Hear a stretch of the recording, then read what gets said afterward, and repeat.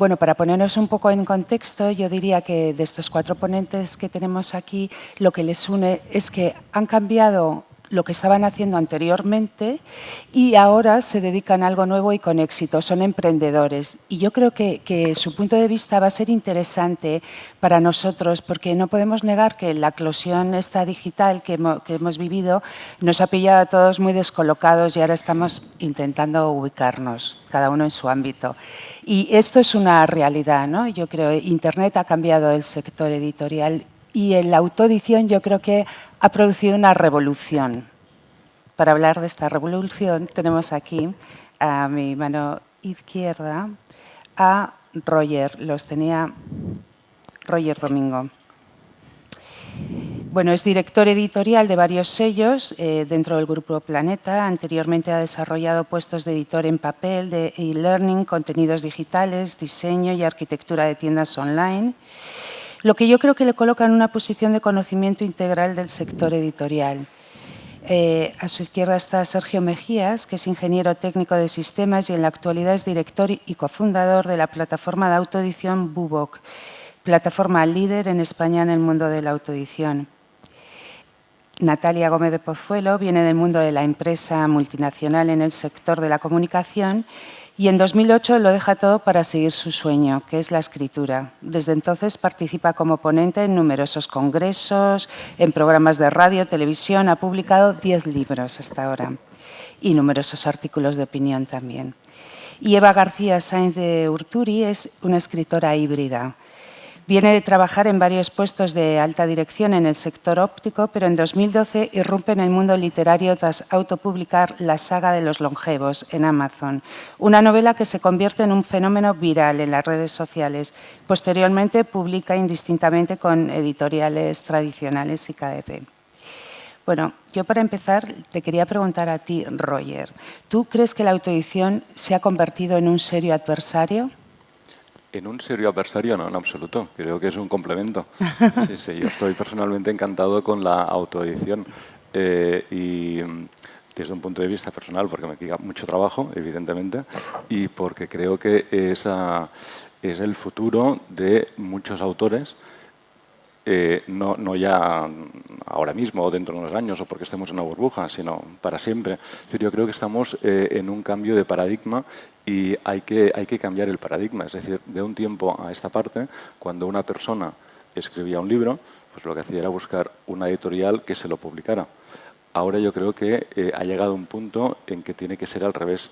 Cuando una persona escribe un libro, lo primero que tiene que pensar no es en una editorial que se lo publique, sino en autopublicárselo. Porque hay digamos, todas las herramientas, mecanismos para autopublicarse con éxito. Lo cual yo siempre animo a la mayoría de autores que me llegan, es decir, primero piensa en autopublicarte. Porque veis la autoedición como un caladero.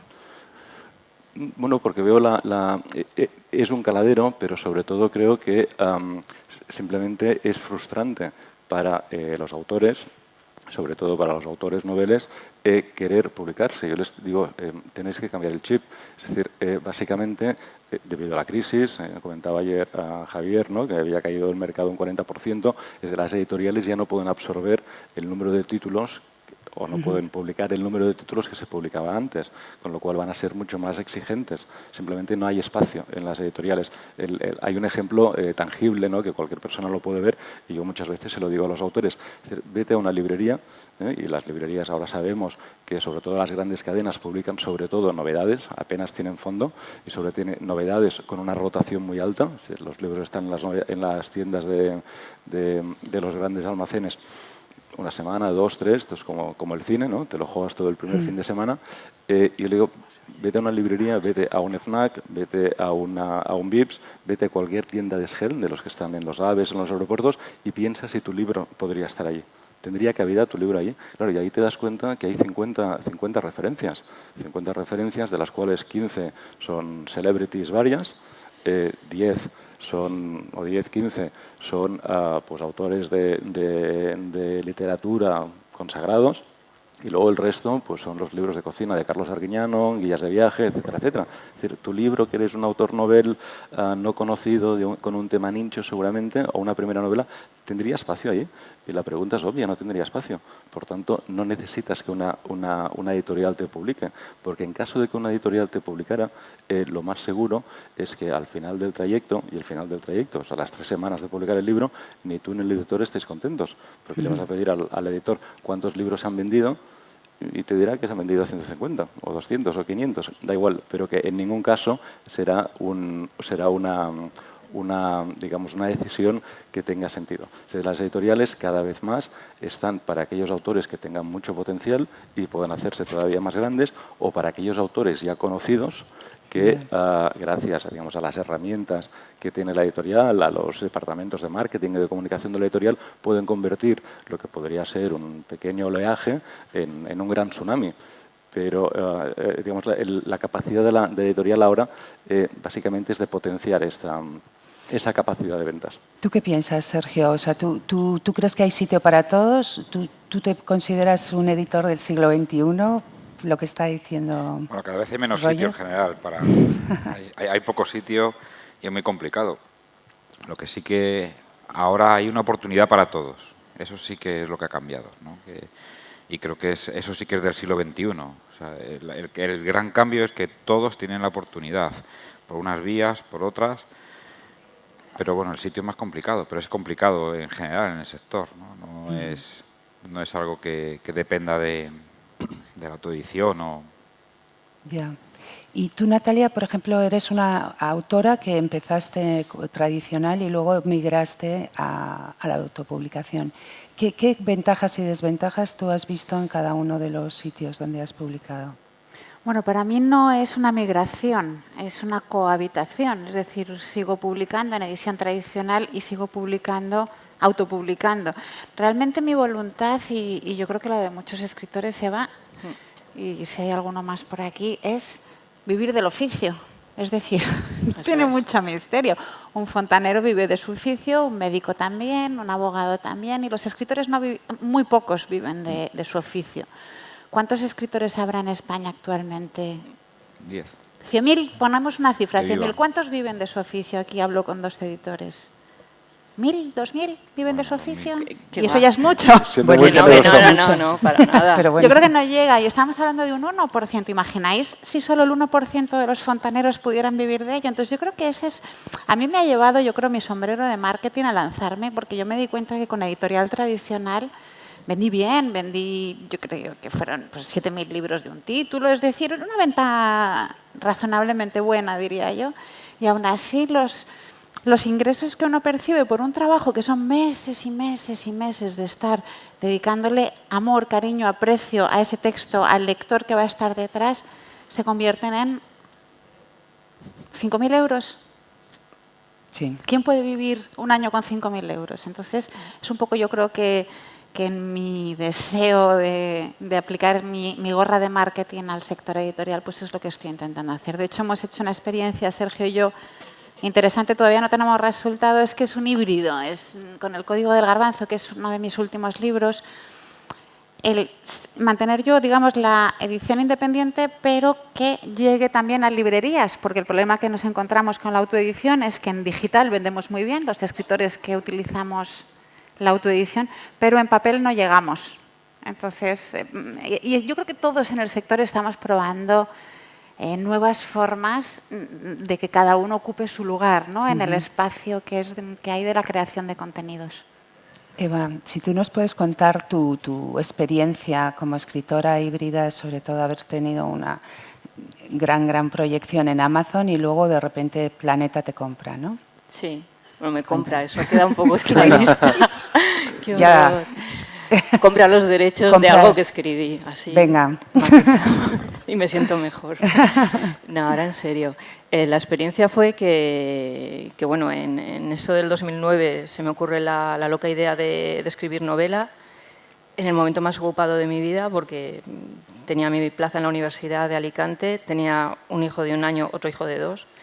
Y bueno, se me ocurre por las noches empezar a escribir una novela que requiere muchísima documentación histórica, arqueológica y tal, que era la saga de los longevos. 3 años después de todo aquel mare magnum de trabajo, pues me encuentro con que la novela está acabada. Yo ya me había formado como escritora, me había hecho mis cursos y tal, es decir, todo que intenté hacerlo, tardé 3 años porque intenté hacerlo de manera profesional, ya que me ponía a ello, pues quería, ¿no? Y bueno, pues seguí primero el camino tradicional, que dije, bueno, buscar agentes y llamar a las puertas de las editoriales. El feedback fue muy bueno para mi sorpresa, porque esperaba que no hubiese respuesta, pero me pedían siempre unos plazos de 6, 9 meses para valorarlo, ¿no? Y yo que estaba ahí toda, ¿sabéis?, ¿no? Con ese ritmo de trabajo tan brutal, pues digo, bueno, ¿y qué hago mientras? No, ay, Dios, o sea, me sobran horas por la noche de insomnio, ¿no? ¿Qué hago? Y coincidió en aquellos momentos que Amazon acababa de desembarcar en España, era primeros del 2012, y empecé a ver que había gente que se había autoeditado, gente novel y gente, por ejemplo, Blanca Miosi, que ya había estado en ediciones B y tal, pero estaban probando, ¿no? Y digo, bueno, pues mientras espero, yo no lo vi como algo excluyente, es decir, no creo que se enfaden las editoriales porque yo autopublique, sino si encuentro lectores, pues va a ir para ellos, ¿no? Lo que no esperaba fue la viralidad, es decir, un 18 de febrero subir la novela a Amazon. Sí que es cierto que todo el proceso lo hice profesional, algo que yo creo que por eso destacó, ¿no? Yo me busqué portadistas que trabajasen con Planeta o con editoriales y tal, llamé a las puertas, muchos me ignoraron, pero bueno, tuve la suerte que Más Gráfica me dio un presupuesto un poco alto, hay que reconocer que también se llevó tajada, pero bueno, surgió, lo que salió fue una portada pues muy profesional y que la gente a ojo no distinguía si era autoeditado o no. También pues pagué un corrector ortotipográfico, pagué en Estados Unidos a través de FIBA el formateo y tal, es decir, le di muchas vueltas, hice 8 correcciones a lo largo de 3 años, es decir, subcontraté a gente como podía hacerlo una editorial, ¿no? Y bueno, pues resultó, es decir, el producto, que mal queda esto del libro, algo creativo, un producto, pero la envoltura era profesional. Yo creo que eso fue lo que ayudó a que destacase de todo aquel mare magnum de portadas de Photoshop, sabéis que me trabajé mucho la sinopsis, que es el equivalente al texto de contra y demás, ¿no? O sea, todo, pues que hubiese mucho copywriting y demás para captar la atención, ¿no? Y bueno, lo que os digo, en pocas horas llegó a número 1, empezó a ser muy viral, la gente se enganchó mucho en redes sociales y empezó a haber pues, un mare magnum de comentarios de 5 estrellas. De hecho, a día de hoy tiene el récord, la saga de los longevos en España, de la novela mejor valorada. Tiene 404 valoraciones de 5 estrellas, ¿no? Y también las blogueras, los literarios se volcaron. Y entonces la vida me cambió. O sea, literalmente yo estaba en mi biblioteca universitaria y me encontraba con que venía a la tele a grabar o venía a la radio y tal. O sea, fue un cambio tan brutal que fue un tsunami, ¿no? Y en 2 o 3 semanas pues ya estaba firmando con la Esfera de los Libros, que es la editorial de Unidad Editorial del mundo. Y sacamos para mayo, el 22 de mayo sacamos Los longevos en papel. También funcionó muy bien. O sea, hubo una sinergia, ¿no?, entre todo el boom que estaba viendo. A ellos les vino muy bien y a mí también. O sea, yo creo que... ¿Y qué mundo, perdona, qué mundo te gusta más? ¿El de la autoedición o el de...? Es que me molan los dos, te quiero decir. Tengo mi parte de loba solitaria, como dicen, de marketingiana y growth hacker, que prueba 1000 cosas y tal, y voy a mi bola y hago ensayo y error, pruebo 1000 historias. De 1000 historias funciona una, pues la repito, la mejoro. Pero luego, claro, trabajar con editores profesionales, con portadistas, y cómo mola, ¿no? Quiero decir. Oye, a mí me ha llamado la atención, Roger, que en este congreso se han presentado muchísimas startups que sirven para ayudar a editores y a autoedición y demás, ¿no? Y yo he venido observando que vosotros, los editores tradicionales, copiáis estos modelos, los creáis vosotros y los lleváis vosotros, ¿no?, generalmente. En vez de contratar a esta gente que ya tiene un talento, tiene un recorrido, tienen en plataformas de lectura, por ejemplo, ya tienen, ¿no?, unos usuarios. ¿Por qué no se utiliza Bueno, a ver, creo que a veces sí, a veces no, y por un mix de motivos seguramente, ¿no? A veces porque la editorial prefiere... Generalmente cuando compras, y eso ocurre en el mundo de las tecnológicas, cuando una empresa grande compra una empresa tecnológica, lo que está comprando en realidad es el know-how. Ajá. Y el know-how se va en el momento en que los 3 ingenieros buenos se van, con lo cual te quedas con una marca, pero luego no hay nada. Se le ha pasado digamos, a multitud de empresas como Microsoft, Amazon, Apple, que han comprado una startup muy exitosa, se han ido los buenos, entre comillas, y luego ya no han podido hacer nada, ¿no? Porque aunque hagas un contrato de blindaje que obligue a permanecer en la empresa 2, 3 años, etcétera, esta empresa, esa gente pues tiene dinero en el bolsillo y son emprendedores y lo quiere invertir en otra cosa o en un nuevo proyecto, ¿no? Con lo cual, a veces no es recomendable comprar una empresa, incluso con los trabajadores, porque estos se te pueden ir y luego te quedas sin nada, ¿no? Y hay otras veces que no, que sí que merece la pena, en todo caso, fichar a la gente, montarlo dentro o simplemente asociarse. La empresa que hemos creado ahora, que presenté ayer con Hipermedia, es una joint venture con un emprendedor. Bueno, que es una empresa que es Fraile Blanco y vamos al 50%. Nosotros ponemos los contenidos, ellos ponen la tecnología y todos nos repartimos el trabajo, pero todos los beneficios van a partes iguales como una joint venture.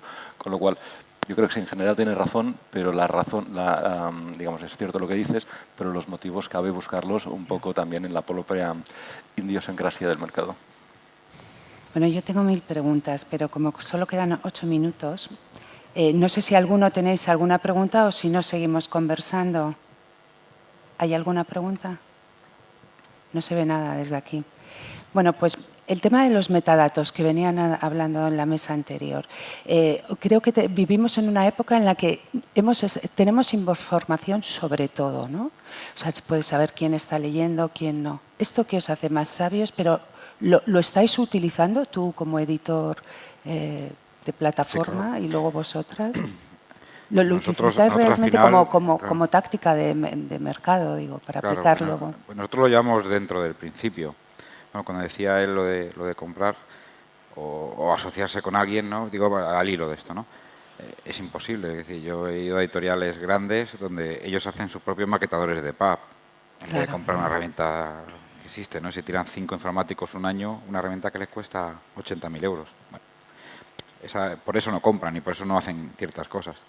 Al hilo de esto, nosotros, los socios que formamos este proyecto, yo en concreto, veníamos del mundo de la consultoría informática. Nosotros, especialmente en el mundo de Data Warehouse. Es decir, esto que está ahora tan de moda del Big Data y de la información, bueno, pues eso se va haciendo 20 años. Las compañías aéreas trabajan, es una herramienta que usan desde hace 20 años.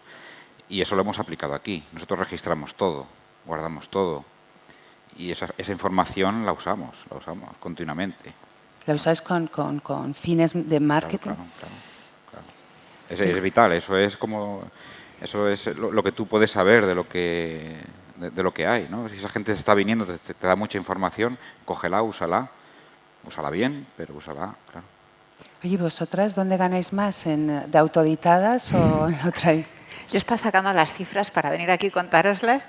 Por favor. Y en papel yo creo que, a ver, proporcionalmente yo creo que el rendimiento es mayor en la autopublicación, entre otras cosas, porque el libro digital no tiene coste físico, con lo cual el margen, digamos, que puede quedar para el autor yo creo que es mayor y sobre todo en las plataformas de autoedición. En mi caso, pues a lo mejor con los libros físicos han sido en torno a unos 20.000 euros, con los libros digitales en torno a 10.000, para que os hagáis una idea, pero llevo 4 años solo, o sea que más o menos por el estilo. Pero lo que decías de los metadatos es interesantísimo porque yo creo que es una de las grandes ventajas de la autoedición, es el acceso a los datos por parte de los que hacemos el marketing, que en realidad en las grandes editoriales sí que hay, para determinados escritores hay presupuestos para hacer marketing, pero no para todos. Entonces, es interesantísimo porque un libro da la mano a otro libro. Toda la parte final de los libros, toda la parte de los metadatos, toda la parte de voy a hacer una promoción y tengo resultados directos. Esa es la riqueza que tiene la parte de digital y autoedición. Yo en los libros en papel, una vez al año me llega un informe de la editorial diciendo has vendido 3.000, 4.000, 5.000, los que sean. Y la liquidación. Entonces, y son datos de hace año y pico, en un mundo que se mueve cada día, cada semana, Claro. datos de un año y pico, no te sentido. permiten hacer un marketing en serio. El otro día, en cambio, Amazon me dice, ¿quiere que pongamos un libro suyo en promoción? Dije, sí, claro, ¿cómo no? No le vas a decir a Amazon que no quieres promociones. En un día se vendieron 300 ejemplares y lo ves así, directamente. Claro. Entonces te da muchas más herramientas a nivel de marketing, sin lugar a dudas. Totalmente ¿Y tú, de Eva? acuerdo. Todo lo que conlleva lo digital, hay métricas para todo, tenemos acceso para todo. Sobre todo hay, en Estados Unidos, que nos llevan varios años de diferencia, hay aplicaciones brutales que no solo te dicen lo que tú vendes, cómo lo vendes, a quién lo vendes, sino qué vende alguien que está vendiendo mucho en tu género y demás, con lo cual te puedes adelantar, monitorizar y hacer eso que se llaman benchmarking, que en Carrefour le llamábamos copia al mejor, ¿no? A Walmart, en el caso de Carrefour. Pero claro, la métrica, yo que soy muy marketingiana, es fundamental, ¿no? El método Lean, es decir, prueba, mide, mejora, prueba, o sea, es un bucle, ¿no? ¿Y dónde te va mejor, en la autoedición o en lo tradicional? A día de hoy 50-50, puedo decir. 50-50, ¿eh? Sí. 50-50. Oye, Roger, una cosa, si por ejemplo, claro, antes un editor, además de muchas otras cosas que se le presuponen como ya un gusto y tener una línea editorial, vosotros proporcionabais la distribución. O sea, un autor con vosotros podía llegar a todo el mundo. Ahora esto se puede conseguir con los nuevos canales, ¿no?, de Internet. ¿Qué ofrecéis? ¿Cómo es el nuevo? ¿Qué tienes que hacer como nuevo editor del siglo XXI para captar a los actores que tienen un 50-50? O sea, ya ves que no te necesitan como antes. Tienes que hacer cosas de valor añadido. Es decir, de un tiempo a esta parte, el editor simplemente convertía el texto que le llegaba del autor en un libro, en papel, desde hace 5 o 6 años también en digital, hacía la promo y nada más, ¿no? Depende del autor, pero al autor lo que le tienes que facilitar, no solo para que el autor siga contigo, sino también para convertir esto en un bestseller.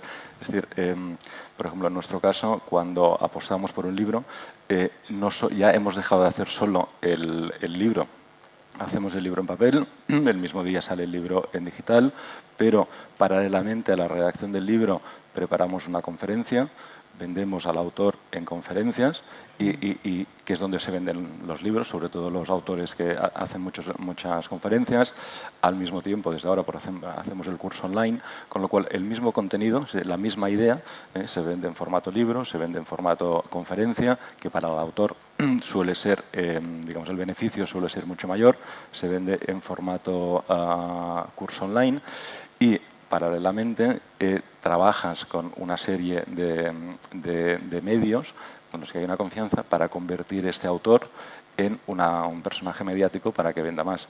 Y luego, aunque los autores pueden también, digamos, acceder a los programas de televisión, a los medios de comunicación por su propio pie, también es cierto que desde las editoriales y los departamentos de marketing tenemos más capacidad de convertir a un autor y que el día que salga el libro, pues salga en El Hormiguero. De modo que el primer día ya se lo venden tanto. En el caso, por ejemplo, habremos publicado un libro, uno de los que vendimos más el año pasado, que comentábamos antes con Eva, el de Ancho Pérez. Sí. Pero Ancho Pérez, que no lo conocía nadie, pero apostamos mucho por él, se han vendido 50.000 ejemplares en un año, pues básicamente porque el mismo día que salió en El Hormiguero. Luego ha estado un año haciendo una conferencia cada día, apoyado por nosotros. Nosotros le montamos las conferencias. Apostáis en promoción. Claro, luego, cada día se venden libros, cada día vende 300, pero cada día una conferencia. Hace el curso online, se le monta en cada ciudad toda la gira, con lo cual hace un año no lo conocía nadie, ahora lo conoce mucha gente y acabas vendiendo muchos más ejemplares. Él se podría haber autopublicado, por supuesto, pero si se hubiera autopublicado, digamos, esa trayectoria hubiera sido mucho más complicado. ¿Puedo añadir una cosa? Sí. Solo una cosa muy cortita. Yo creo que las editoriales... ¿O no la añado? Sí. Las editoriales tienen una labor fundamental y es proteger también la calidad literaria. Yo creo que hay un tema y es la popularidad va a terminar con la calidad. Entonces, ellos que, digamos, ganan dinero también por otra parte, que es con los bestsellers y demás, creo que es muy importante su labor de determinados sellos que lo que priman es la calidad literaria. Bueno, pero yo creo que en el tema de las plataformas ya se cuida la calidad. Yo creo que eso antiguamente es verdad que se subía cualquier texto y se sigue subiendo, pero no van a llegar a nada y eso No, me todo el refiero a la mundo se calidad, sabe, ¿no? no solo la calidad editorial, sino la calidad literaria. Es decir, hay Te he entendido, sí. escritores que no van a ser nunca populares. Claro. Y yo creo que también la labor de las editoriales es proteger un poquito ese entorno. Quedan 0 minutos. ¿No hay preguntas? Una. O si no, como la verdad Allí hay es que... una. Ahí en el fondo. Ah, venga, solo una. Que sea cortita.